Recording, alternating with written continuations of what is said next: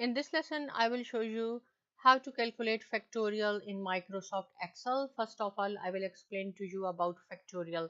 So the factorial notation uses exclamation mark. This is the symbol for the factorial exclamation mark, and you will find this on the top of 1 on your keyboard. Press and hold your shift key and then press 1. You will get this symbol which represents factorial or the exclamation mark.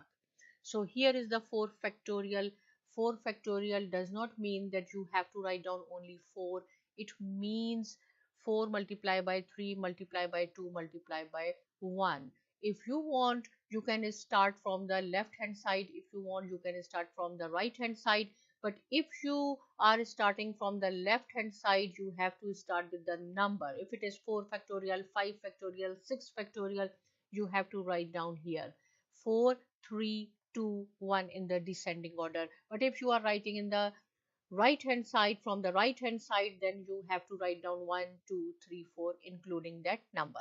Similarly, 8 factorial, if you want to write down from the right hand side, start from 1, 2, 3, 4, 5, 6, 7, 8 including that number. You have to multiply all these numbers in order to get the answer of the factorial. But if you want to write down from the left hand side, then you have to start with the number in the descending order: 8, 7, 6, 5, 4, 3, 2, 1. So factorial is the product.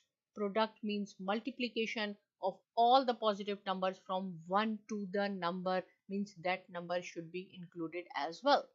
So here I will show you with the help of this Excel how you will find out. The first one is very simple. 4 3 times 12, 12 2 times 24, 24 1 time 24 is answer. Suppose if you want to take answer here, go to the formulas, mathematics and trigonometry.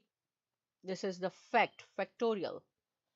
So there is no need to write down the exclamation sign, only write down 4 and okay. So you will see 24 is 8 factorial.